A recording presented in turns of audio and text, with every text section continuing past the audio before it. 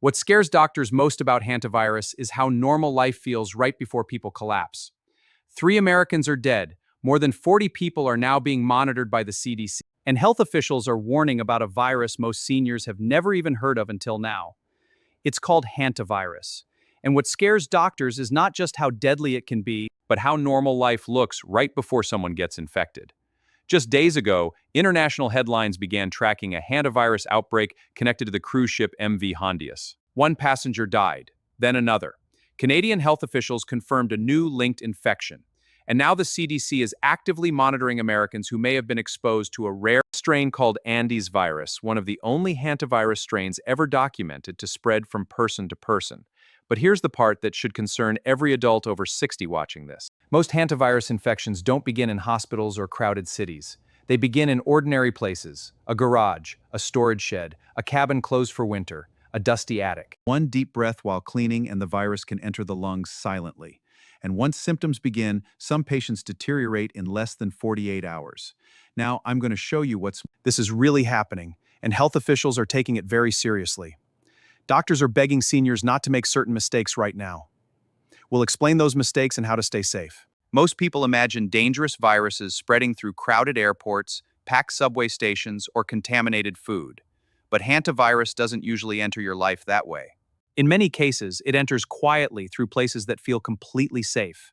A garage you've opened 1,000 times, a garden shed behind the house, a cabin closed for winter, an old RV sitting untouched for months. And that's exactly why health officials are so concerned right now. Just this week, public health agencies in several Western states renewed warnings as rodent activity begins rising during the warmer months. In Colorado, where a recent hantavirus death was confirmed, investigators believe exposure may have happened during ordinary cleaning activity. No dramatic accident, no obvious danger, just dust disturbed in an enclosed space. And this is the part many people still don't understand. The virus itself is carried primarily by deer mice. The rodents often look harmless, most never appear sick. But their urine, saliva, and droppings can contain viral particles for days. Once those droppings dry out, something extremely dangerous can happen. The particles mix into dust. Then the moment someone sweeps, vacuums, or moves old boxes around, the virus can become airborne. I've spoken with physicians who describe the exposure almost the same way every time. The patient usually says something simple. I was just cleaning out the garage. I opened the shed for spring. I didn't think much of it. That sentence appears again and again in real hantavirus investigation. And now the CDC is warning Americans specifically not to vacuum or dry sweep rodent droppings because those actions can launch microscopic viral particles directly into the air. People breathe. One deep inhale inside a poorly ventilated space may be enough to start the infection.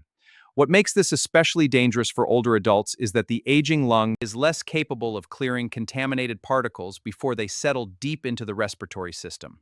By age 70, many adults have already lost a significant amount of natural pulmonary reserve without even realizing it.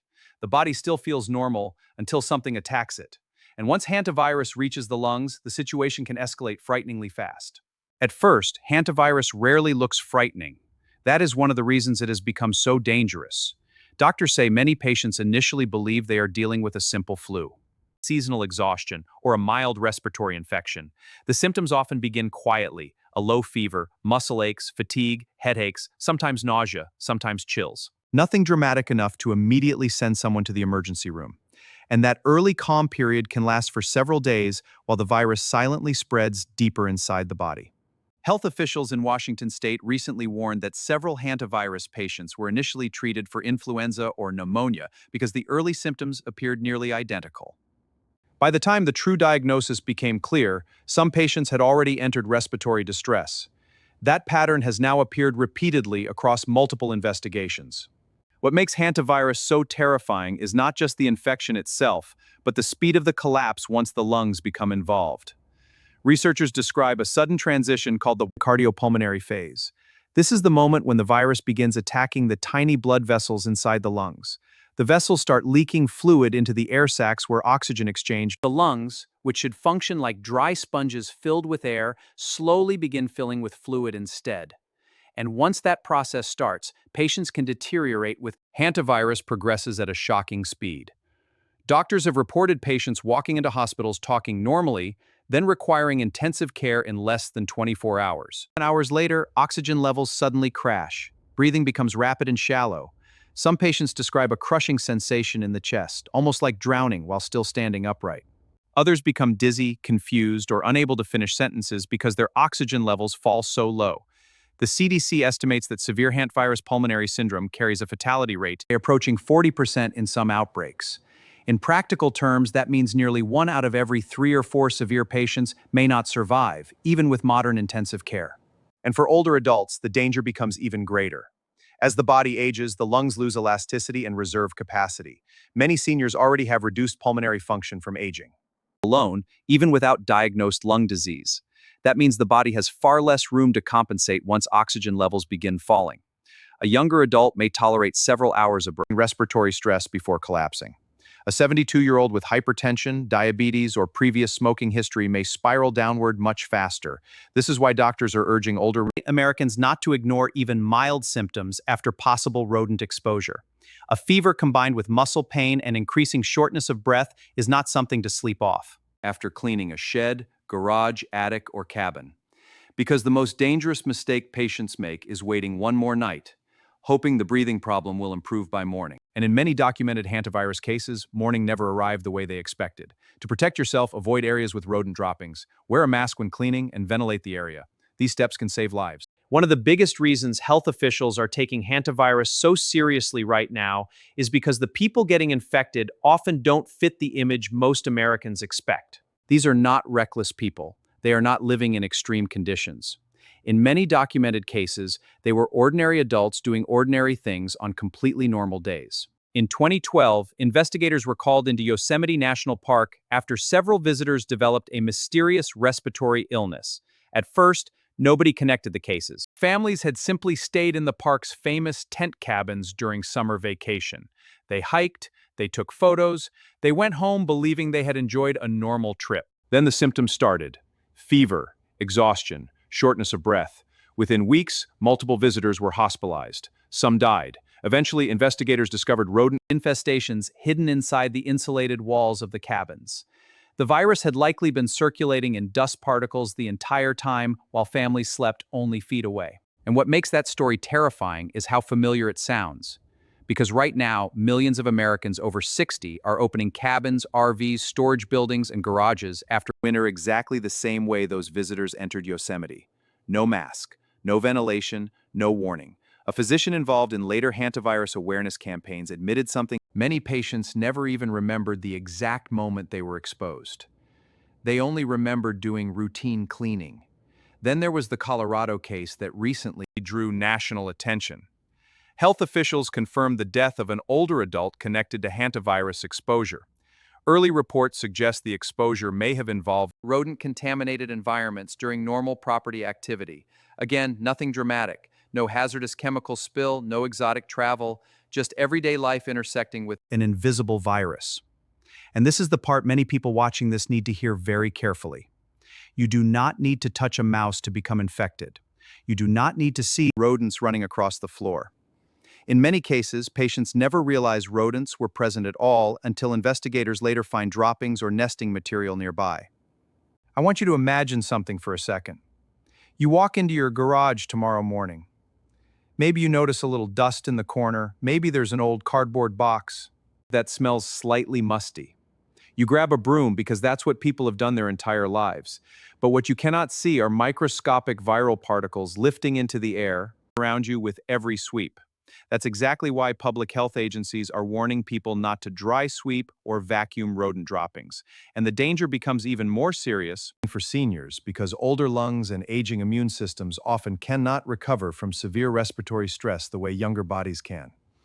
Doctors in Argentina learned that lesson during the Andes virus outbreak, where investigators documented clusters moving through close human contact. One healthcare worker reportedly became infected after caring for entire communities became frightened because for the first time, officials were dealing with a hantavirus strain capable of person-to-person transmission. That outbreak changed how many infectious disease experts viewed hantavirus forever, because suddenly this was no longer just a rodent problem. A virus most people barely knew existed could move from isolated cabins and barns into headlines around the world. The most dangerous mistake many people make with hantavirus is not realizing they are creating the exposure themselves. Rodents first enter a building, but when someone tries to clean the area the wrong way, and unfortunately the methods many Americans have used their entire doctors are now warning against. A retired man in New Mexico thought he was doing something productive at the beginning of spring. He opened an old storage shed on his property that had remained closed through winter. There was dust everywhere. He noticed droppings in one corner, grabbed a broom, and began sweeping. According to later reports from local health investigators, that simple act may have aerosolized contaminated particles into the air around him. 2 weeks later, he was hospitalized with severe respiratory symptoms. Is one reason the CDC recently repeated an urgent warning to the public: never vacuum or dry sweep rodent dropping. Think about how unnatural a device sounds to most people. For decades, Americans have been taught that cleaning means sweeping, vacuuming, blowing dust out, or shaking old fabric outdoors. But with hantavirus, those actions can transform a contaminated room into an invisible cloud of viral particles.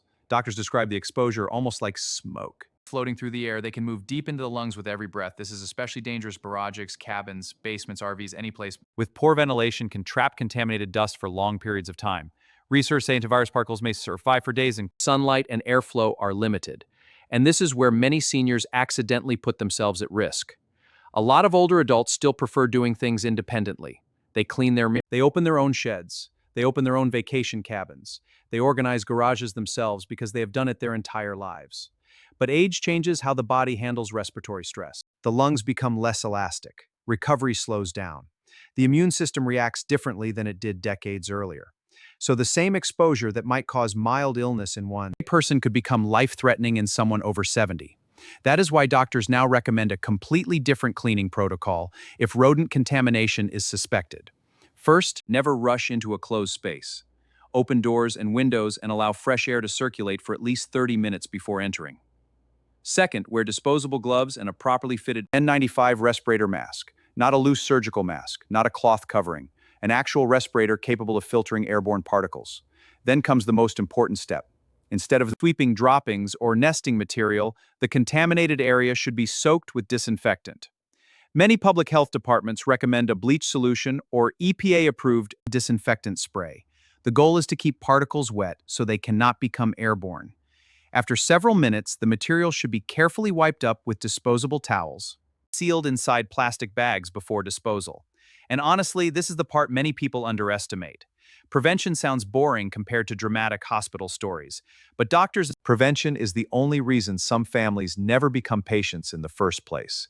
Because once hantavirus reaches the lungs, medicine has very few tools to stop it. And that is why the next warning may be the most important one of all. Doctors say one of the deadliest things about hantavirus is not just how fast it attacks the lungs. It's how easy it is for people to dismiss the early warning signs until the situation becomes critical. Many patients do not collapse immediately after exposure. In fact, some feel completely normal for days or even weeks. And that false sense of safety is exactly what makes this virus so dangerous. Health officials investigating recent cases noticed a disturbing pattern. Many patients delayed seeking emergency care because the first symptoms seemed minor: a low fever, fatigue, muscle aches, mild dizziness. Some believed they had caught the flu. Others thought they were simply exhausted after physical work or seasonal allergies. By the time breathing problems appeared, the virus had already progressed deep into the lungs.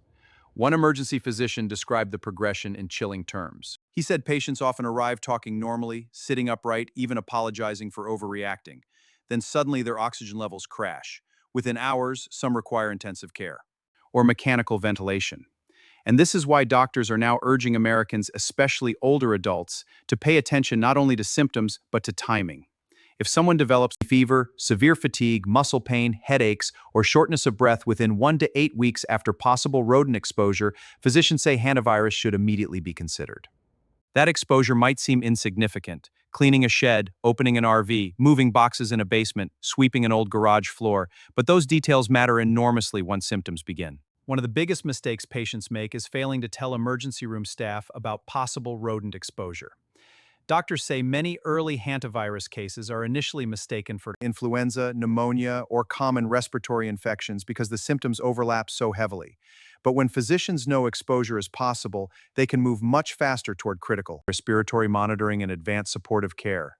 And speed matters more than most people realize. Some hospitals now use XCMO machines in severe cases. ECMO stands for extracorporeal membrane oxygenation, a system that temporarily oxygenates blood outside the body when damaged lungs can no longer provide enough oxygen on their own. Doctors sometimes, ECMO is an artificial lung for critically ill patients, but access is limited, and not every hospital can provide it quickly. That's why early recognition dramatically improves survival. For seniors, the danger becomes even greater because older adults often experience illness differently than younger patients. A 35-year-old with falling oxygen levels may. In older adults over 70, symptoms of respiratory distress can sometimes appear deceptively mild at first, while oxygen levels quietly drop in the background.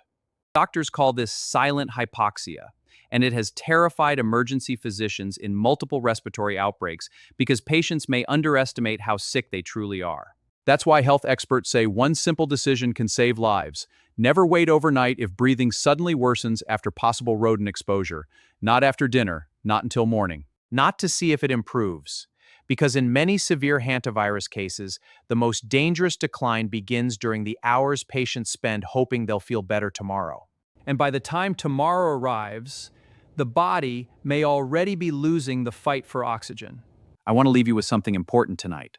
Fear alone does not protect people. Information does, awareness does, and action taken early does. That is the reason I made this video.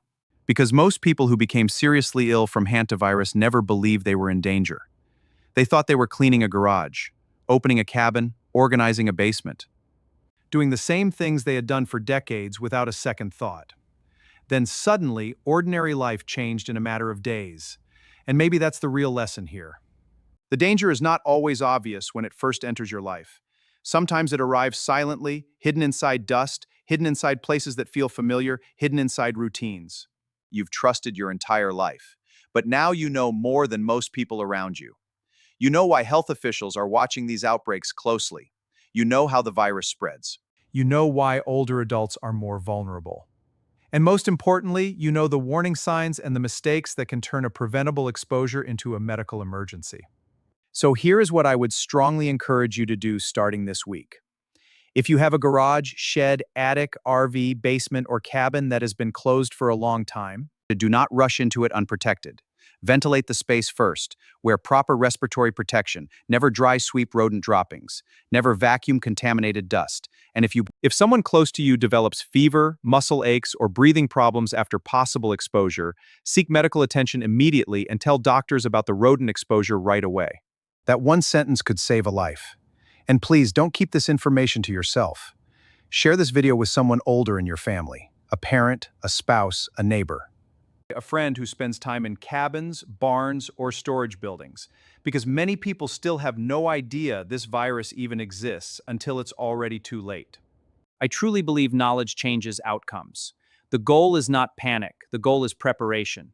Because the people most likely to survive hantavirus are often the people who recognize the danger before the symptoms became impossible to ignore.